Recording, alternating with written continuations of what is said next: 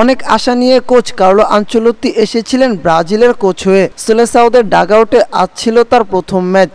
সে ম্যাচে জয়ের দেখা পেল না ব্রাজিল। ভিনিসিয়াস জুনিয়র, রিচার্লিসনরা গোলের দেখা পাননি, ফলে ইকুয়েডরের বিপক্ষে গোলশূন্য ড্র করেছে দলটা। নিজেদের মাঠে ইকুয়েডর শুরু থেকেই বেশ গোছানো রক্ষণ নিয়ে নেমেছিল। প্রথমার্ধে এই রক্ষণ ভেদ করে খুব কম সুযোগই তৈরি করতে পেরেছে সফরকারী ব্রাজিল। সবচেয়ে ভালো সুযোগটা এসেছিল ভিনির সামনে। গেরসনের পাস থেকে বলটা পেয়েছিলেন তিনি, তবে তার শট আটকে দেন ইকুয়েডরের গোলরক্ষক গনজালো ভেলে।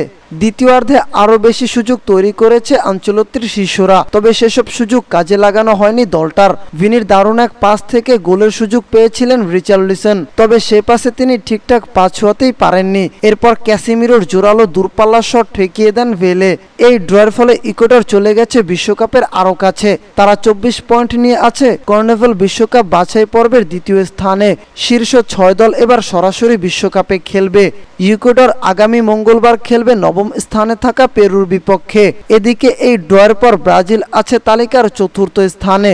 তাদের পকেটে আছে 22 পয়েন্ট। পরের ম্যাচে তারা খেলবে প্যারাগুয়ের বিপক্ষে। এই প্যারাগুয়ে সর্বশেষ ম্যাচে উরুগুয়েকে হারিয়েছে 2-0 গোলে।